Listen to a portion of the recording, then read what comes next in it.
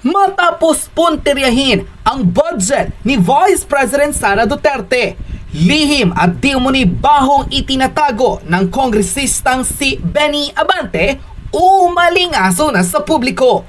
Tila wala nga raw lihim na hindi nabubunyag at talagang sisiwalat at masisiwalat rin ang buong katotohanan. Naggulat ang maraming netizen sa ibinalita ng ilang mga social media at political analysts na kung saan tila matapos puntiryahin ng congressman ng Manila na si Benny Abante ang opisina ni Vice President Sara Duterte sa nagdaang hearing ng Kongreso pagdating sa 2025 budget briefing ng Office of the Vice President.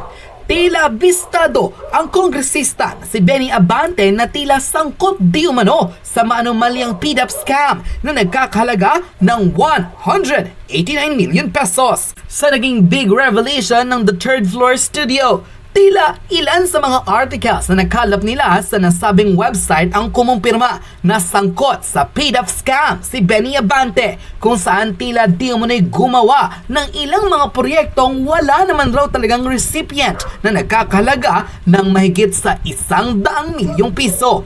Ang malaking katanungan, saan raw ito napunta? Gayong wala silang maipakitang resibo o ebidensya na may nakakatanggap ng kanilang di umano'y assistance cash allowance, lalo na sa kanilang mga nasasakupan.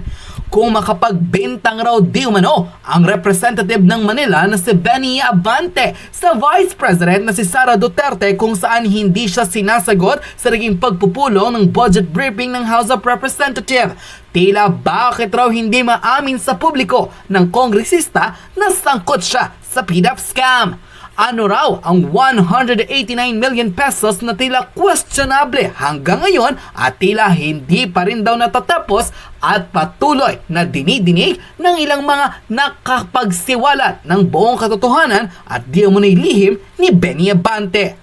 Ilan sa kanyang mga taga-suporta ang tila na-turn off sa nasabing kongresista lalo't ito pa raw ay pastor, kung saan bakit raw ginagawa ito ng isang di umano'y nagpakilalang alagad ng Diyos ngunit sangkot sa di umano'y maanumalyang PDEP scam na nagkakahalaga ng 189 million pesos. Paano raw niya ito malulusutan at paano niya raw ito maipapaliwanag sa taong bayan? Panoorin ang full video kung saan walang prenong inilabas ng The Third Floor Studio ang tila baho di umano ng kongresistang si Benny Abante, ang isa sa mga sumita kay Vice President Sara Duterte sa nasabing budget briefing ng Office of the Vice President, kung saan hindi nila sinasagot o hindi sinasagot ni Vice President Sara Duterte ang mga di umano'y patibong na tanong ni Benny Abante. Banat pa ng nasabing political commentator, matanda na nga raw, bakit hindi pa umayos ng asta? Ngayon tuloy, siya ang nabisto ng madla. Panoorin ang full video. Sir, I am not the presiding officer of this hearing. I know, Yes, sir. but the thing is, you're asking questions, Madam Chair. The speaker does not have any right to ask questions. Or do you have? Where is that Madam Vice in your rules that Madam Vice a resource President, person this is a cannot budget hearing. request for clarification? Some order, please. Some order, please. Yes, Honorable Benny Abante, you may proceed. I'm just asking a question to our resource speaker. You know, because she's asking a question and she's accusing some of the members of this committee. I just would like to find out if we are the ones that have the right to ask questions, and her right is to answer the questions of the committee. Okay, so we Yun have- po sa akin yung point of order, Madam Chair. Yes. You understand me, Yes. Madam Vice President, am I right? Ito Marlon, nabanggit mo yan. Dahil ang isang representative, Benny Abante, Marlon, Okay. ay tinawag na entitled brat ang isang VP Sara. Bakit kayo? Hindi ba kayo entitled brat? Hindi, itong matandang ito, kukunin na lang at lalamunin na lang ng lupa. Hindi pa umayos ng kanyang paglilingkod sa bansa o kung sinong distrito ang sinasakupan ng matandang to.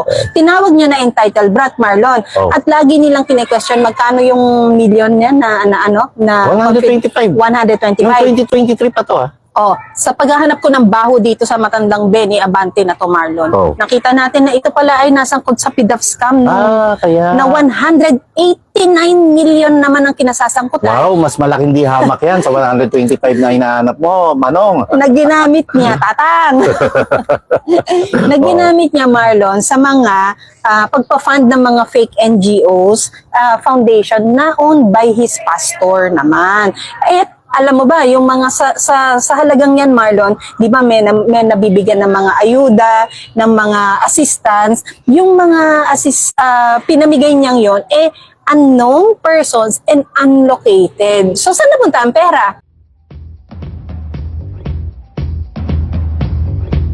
There should be a note dissolving the office of the Vice President for you to defund the entirety of the At office. hindi nila madidissolve ang Office of the Vice President dahil ang Office of the Vice President ay binuo at nasa gobyerno may mandato ng mamayang Pilipino. Hindi basta mandato, kundi ito yung pinakamalaking mandato na nakuha ngayon sa kasaysayan ng Marcos administration dahil ang Marcos ay meron lamang 31 million votes, samantalang ang BP Sara ay merong 32 million votes. Ito, Marlon, nabanggit mo yan. Dahil ang isang representative, Benny Abante, Marlon, Okay. ay tinawag na entitled brat ang isang VP Sara. Bakit kayo? Hindi ba kayo entitled brat?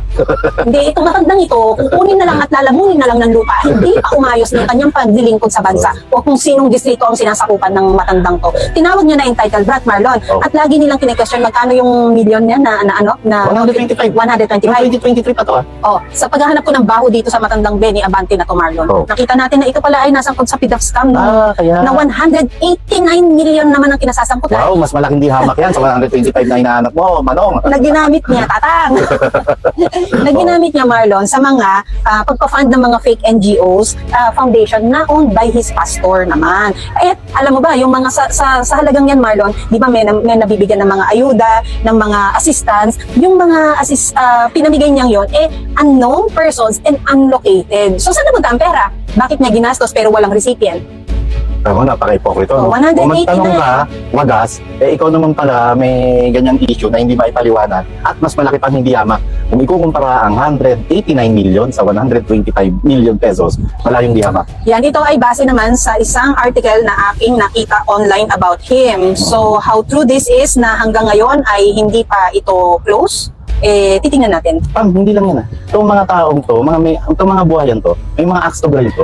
Kay Pangulong Rodrigo Duterte dahil karamihan ngayon ng miyembro ng WAD Committee ay mga nasangkot kung hindi man sila yung mga kamag-anak nila sa narcolis na inilabas ng Pangulong Rodrigo Duterte noong kasagsagan ng giyera laban sa droga. So meron silang panahon ngayon na para gumanti at posible, hindi ko sinasabing totoo agad posible na ang nagdidikta sa kanila maliban yung Panginoon nila sa Kongreso at sa Palasyo ng Malacanang, ang nagdidikta rin sa kanila at nagpopondo ay ang sindikato mismo ng droga.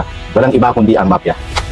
Nakakatakot. Ibalik ko lang dun sa pagiging, Marlon, sa pagiging entitled brat. Narito ang isang Richard Gomez Okay. na nagrereklamo sa kalsada sa EDSA na bakit hindi daw buksan ang busway. Okay. Dahil, alam mo yun, para siguro makasingit-singit siya, Oo. dahil na-trap ito sa traffic for 2 hours, Marlon. Ang akin naman, may driver ka, Oo. naka-aircon ka, malamang bulletproof ang sasakyan mo. Nandun ka, pasahero ka, hindi naman ikaw yung talagang nagmamaneho. You can open your laptop anytime. You have your data for a Wi-Fi. Paano na lang ikukumpara yung pagrereklamo mo naman sa reklamo or tinitiis ng mga commuters ng mga ordinaryong tao, Marlon? Tama. Tapos Tama rin. sasabihin mo,